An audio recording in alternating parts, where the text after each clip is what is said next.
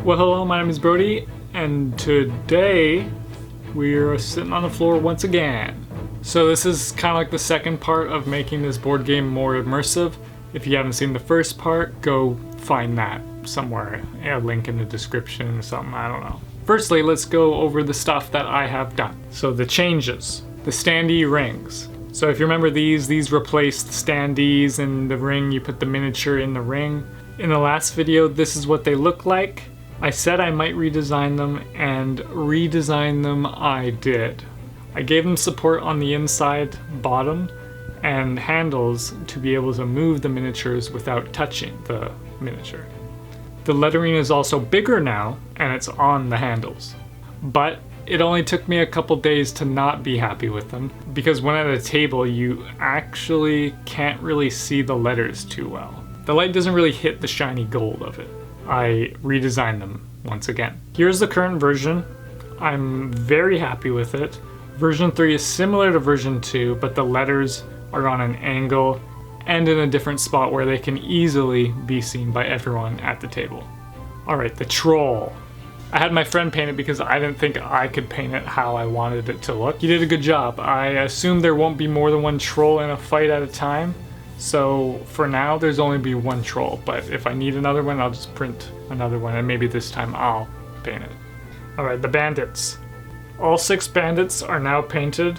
I recently started using an actual dark wash instead of my garbage homemade one, so I'm probably going to go back to older models that I've painted and give it a good wash of detail. Like these guys. I think the paint job's okay, but if they had the extra detail on them, it would make them pop a little more. Drunk villagers. So I painted 2 more of them, and one's a girl. I changed it up a little bit. These guys can also use a dark wash at some point, and that's about it for these guys. Source Hounds. Both of these Source Hounds were painted by my friend, just like the troll. If he didn't paint them for me, they probably would still be sitting there, because honestly there's so many tiny details in the model and in the base itself, so I'm glad he did that for me. Let's get to the new stuff I haven't showed yet. Shambling Vegetal. I looked online for a while to find something that resembled this monster, but there was nothing that I really liked. The closest thing I found was this Halloween tree with pumpkins, I think that's what they called it. Yeah, Halloween tree with pumpkins. So I edited the hell out of that model and turned it into a Shambling Vegetal. Other than his silly little branch dancing hands, I'm pretty happy with it. And again, it could use dark wash on it too. Darkhan's Lackeys. I think these guys are a part of the tutorial, but they could be in somewhere else too. I have no idea. Again, we don't have the game yet. And I think in the game they're pirates, so I printed these guys from Lootstudios, and they look somewhat similar enough to do the job. I wish they had less skin showing, but whatever. Magister Rangers.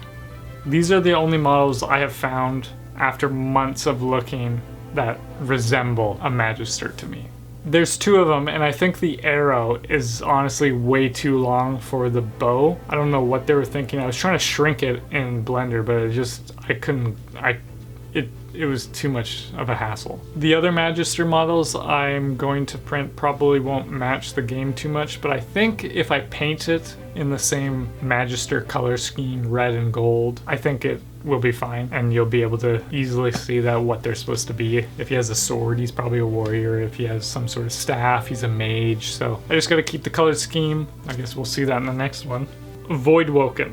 These are the last ones I finished making. They're from Lootstudios as well. I scaled them down, so the base is a little thin, but that's okay. But I do believe that the base color matches the bug a little too much, and they need some more contrast to separate them. But other than that, I think it looks fantastic, and anyone who's played Divinity will probably see them and be like, oh, those look like Voidwoken bug insect thingies. And I still have some unpainted stuff. I printed these bats, forgetting that they're only summons and not actual enemies, but I'm sure there's gonna be an enemy that kind of looks like a bat or a bird, so I'll paint that. But they're low priority for me right now. I have a warrior lizard and a mage lizard still. The mage seems abnormally tall in my opinion, and those are also both low priority. I'm probably going to finish the Magister bunch, including the White Magister, and then I'll probably start working on dwarves. I did print a bear actually, and I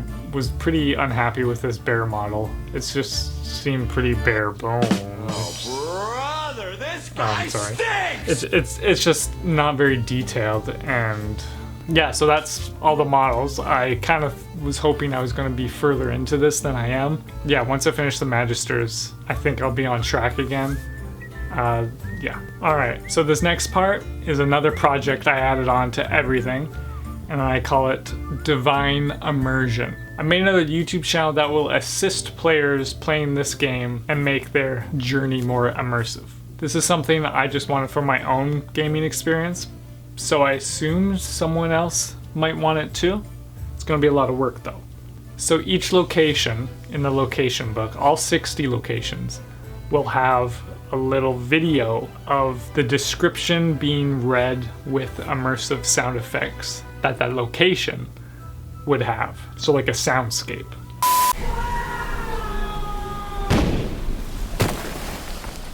Out along the Strand, some movement catches your attention.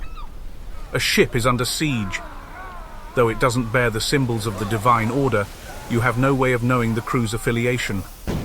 Regardless, they're likely to know more about the goings-on across the island, and perhaps how to remove your source collars, if you can reach the ship to assist the sailors before their ship is destroyed. I'm aware that doing this will probably spoil the whole game for me, but I think it'll be worth it for everyone. I will sacrifice. I mean, it's the same story as the game, I'm pretty sure. Yeah, it'll be fine. It'll be fine. And I might make some videos for more than just the locations. Like I've done biographies for the characters, because some things they've shown, and I've been able to make some already. Here's a quick snippet of the biographies of the characters. All your life you have been a performer, beloved and celebrated by all. But you have a secret. Your mind has long been haunted by voices. These harmless whispers have given way to a darker voice. At times, it controls you, taking over your mind and causing your body to lash out in violent episodes. One thing is clear, whatever is possessing you will be made to pay. Yeah, so I'm pretty hyped. It's using AI voices, obviously. So maybe if players have requests after I finish all the locations, maybe I'll make a Hall of Echoes book. Maybe I'll do a little tutorial video for it if people want that. We'll see. But the goal is to make just the locations for now.